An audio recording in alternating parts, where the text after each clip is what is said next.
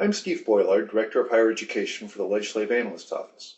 This webcast summarizes our analysis of the Governor's 2010-11 budget proposal for higher education. This analysis was published on February 25th as part of our office's budget analysis series. I want to highlight three main recommendations from this publication. First, per-student funding for the university should be restored to where it was before the recent fiscal crisis hit.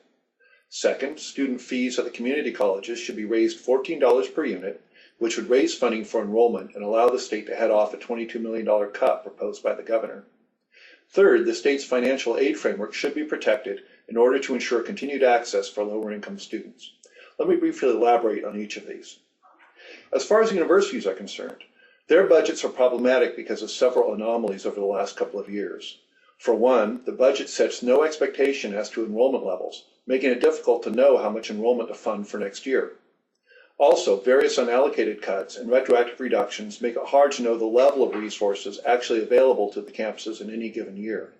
And federal stimulus funding has backfilled some of the general fund reductions, but only on a one-time basis, creating a hole to be filled in the following year. For these reasons, we have used the 2007-8 fiscal year as a starting point for our analysis. Most analysts recognize this as a last fairly normal year for higher education budgets, and so it provides a good solid basis for thinking about funding for the universities. Now let's look at what's happened to their funding since then. This figure comes from our report and shows total core funding for the University of California and the California State University. The dark portion at the bottom of each column shows general fund support. For UC and CSU both, general fund has declined by about a fifth from the 2007-8 level to the current year. But the figure also shows that much, but not all, of this decline in state support has been backfilled with new revenue from student fee increases and, for 2008-9, federal stimulus funding. Now, the governor proposes significant general fund augmentations for the universities, about $800 million combined in 2010-11. This is on top of about a $500 million augmentation from fee increases. Now, while the universities would see their budgets increase by about $1.3 billion combined, they would be asked to serve fewer students under the governor's proposal. Now, this may be appropriate if the universities use this money to make significant improvements in program quality, but the governor's budget doesn't link these augmentations to any such outcomes. We recommend a different approach to the university's budgets. Because we've seen the quality of education services decline, we would start with the goal of restoring per-student funding rates back to their pre-recession levels. That is, we would consider it an important budgetary achievement if the universities could once again receive the same amount of funding per student that they had received back in 2007-8 before the recent cuts were imposed. This would allow the universities to reverse their furloughs and various cuts to student services that have diminished the quality of education on campus.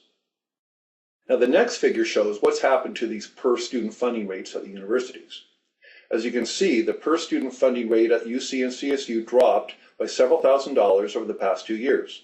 The figure also shows that the governor's proposal would significantly overshoot a restoration of these rates. We think in this fiscal environment, when virtually all other state programs are accommodating significant reductions, going beyond the 2007-8 rates for the universities would be a mistake.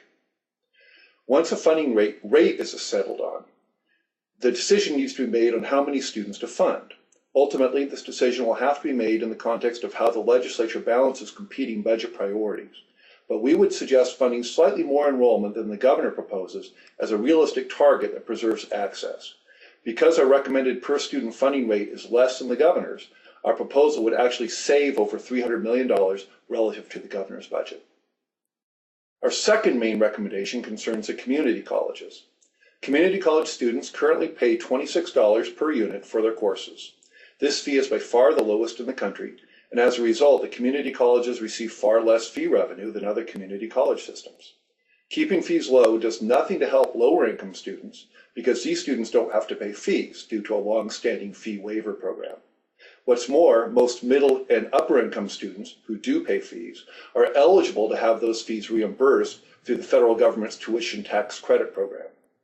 Given the budget constraints facing the community colleges, we think it would make sense to raise fees by $14 per unit to $40 per unit.